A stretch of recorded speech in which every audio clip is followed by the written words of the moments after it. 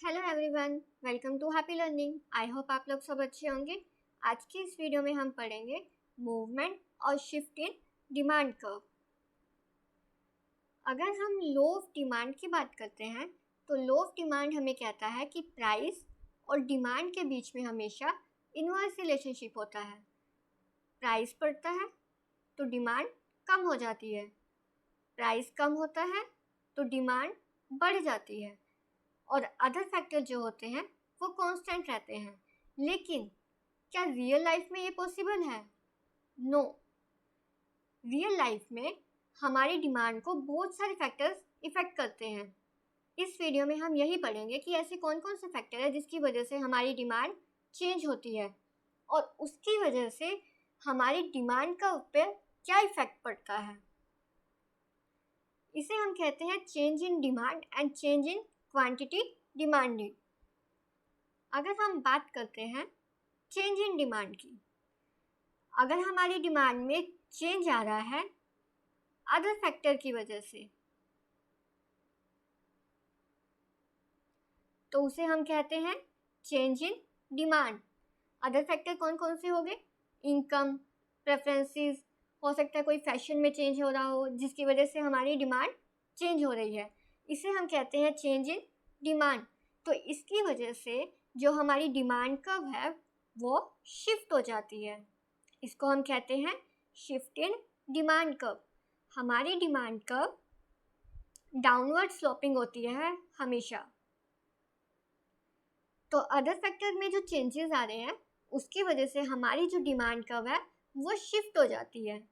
अब मान लीजिए हम इनकम लेते हैं एज अदर फैक्टर। अब इनकम में चेंज होने से हमारी डिमांड क्या होगी? या तो इंक्रीज होगी या फिर डिक्रीज होगी।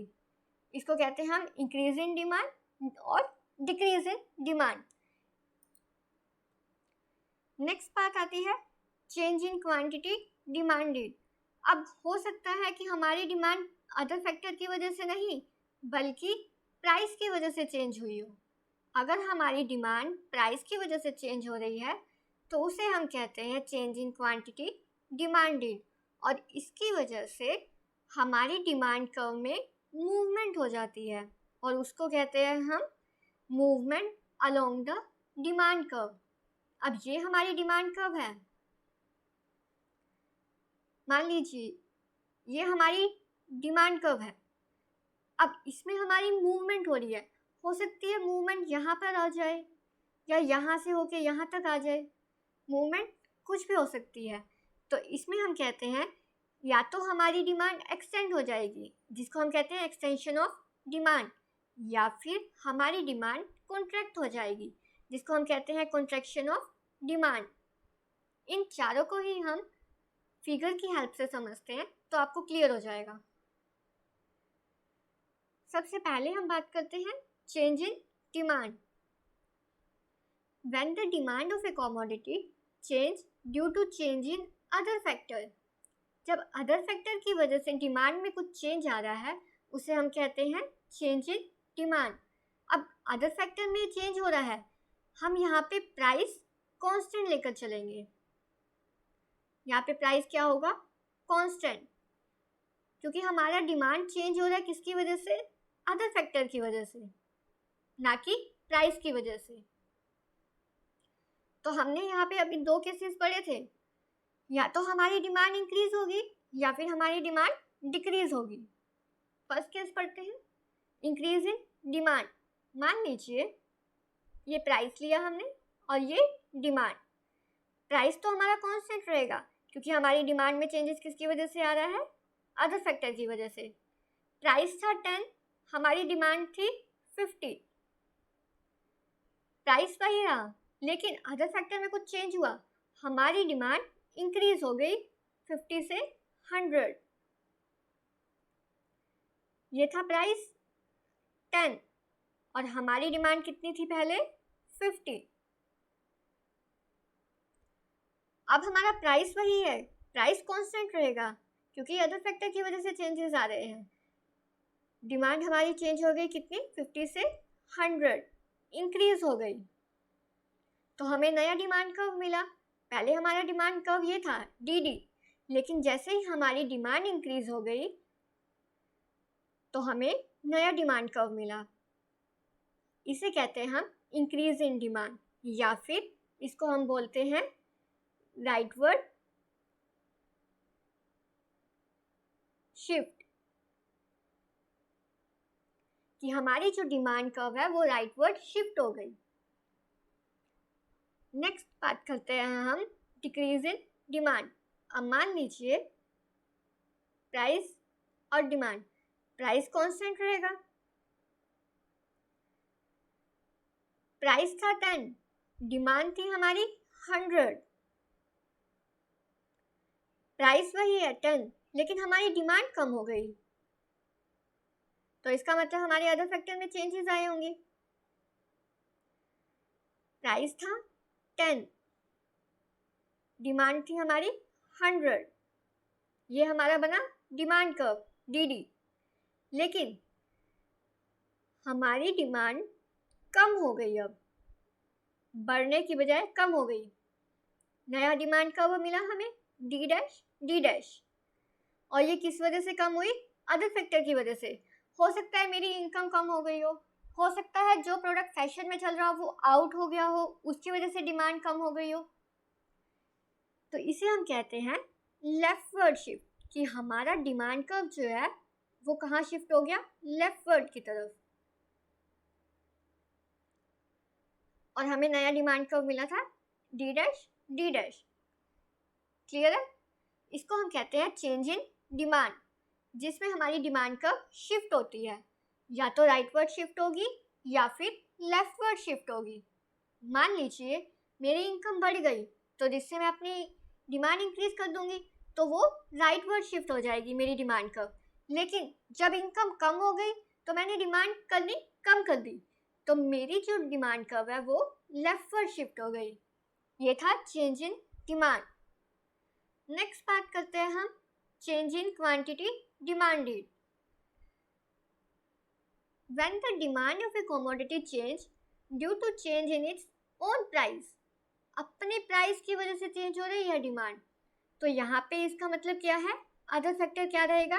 कांस्टेंट।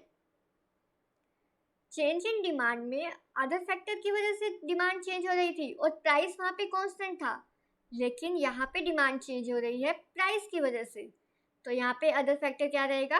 कांस्टेंट। इसको हम कहते हैं चेंज इन क्वांटिटी डिमांडेड। हमने यहाँ पर भी दो केसेस पढ़े थे, एक्सटेंशन ऑफ डिमांड और कॉन्ट्रैक्शन ऑफ डिमांड।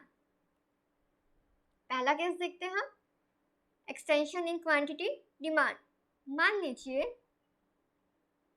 प्राइस हमारा था 20, तो डिमांड थी हमारी 50। अब प्राइस कम हो गया, आपको भी पता है कि प्राइस कम होगा तो डिमांड ज़्यादा होगी, तो डिमांड हमारी बढ़ के हो गई 100। इसको हम फिगर में रिप्रेजेंट करते हैं। प्राइस था हमारा पहले 20, डिमांड थी 50। अब प्राइस में चेंज हुआ है, प्राइस कम हो गया, प्राइस कम हो गया कितना? 20 से 10, तो हमारी डिमांड क्या हो गई? बढ़ गई 50 से 100। ये हुई हमारी डिमांड कर्व। अब हमारी डिमांड कर्व देखो यहाँ से जा रही है, पहले थी ए पॉइंट पे, लेकिन जैसे ही प्राइस कम हुआ डिमांड बढ़ गई तो हमें एक नया पॉइंट मिला बी पॉइंट। ये रहा हमारी डिमांड कर्व क्या हो रही है? एक्सटेंड हो रही है। इसको हम बोलते हैं एक्सटेंशन इन क्वांटिटी डिमांड, कि ए से बी की तरफ जा रही है। इसका मतलब क्या है कि प्राइस कम हो रहे हैं और हमारी डिमांड बढ़ रही है, या फिर हम इसको बोलते हैं डाउनवर्ड, नीचे की तरफ। ये एरो भी आपको यही रिप्रेजेंट कर रहा है कि पहले यहाँ थी, फिर हमारी डिमांड कर्व जैसे प्राइस कम हुई डिमांड बढ़ गई तो हमारी डिमांड यहाँ आ गई। इसको हम बोलते हैं डाउनवर्ड या फिर extension in quantity demand. Next आता है इसमें कॉन्ट्रैक्शन इन क्वांटिटी डिमांड।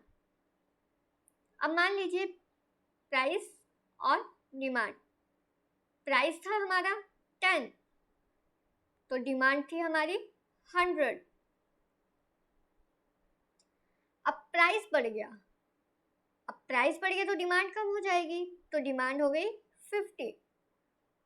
इसको ग्राफ में रिप्रेजेंट करते हैं। प्राइस था 10 और डिमांड थी हमारी 100। प्राइस क्या हुआ? इंक्रीज। जैसे ही प्राइस 10 से 20 हुआ, डिमांड हमारी 100 से 50 हो गई, कॉन्ट्रैक्ट हो गई, हमारी डिमांड कम हो गई। इसको हम बोलते हैं कॉन्ट्रैक्शन इन क्वांटिटी डिमांडेड। अब इसमें देखो, पहले हमारा पॉइंट ये था, अब क्या हो गया? ये वाला पॉइंट। अब यहाँ पे हमारी डिमांड कब देखो अपवर्ड मूव हो रही है, ऊपर की तरफ, और एक्सटेंशन में क्या हो रहा था? नीचे की तरफ मूव हो रही थी। इसको हम क्या बोलते हैं? Movement along the demand curve.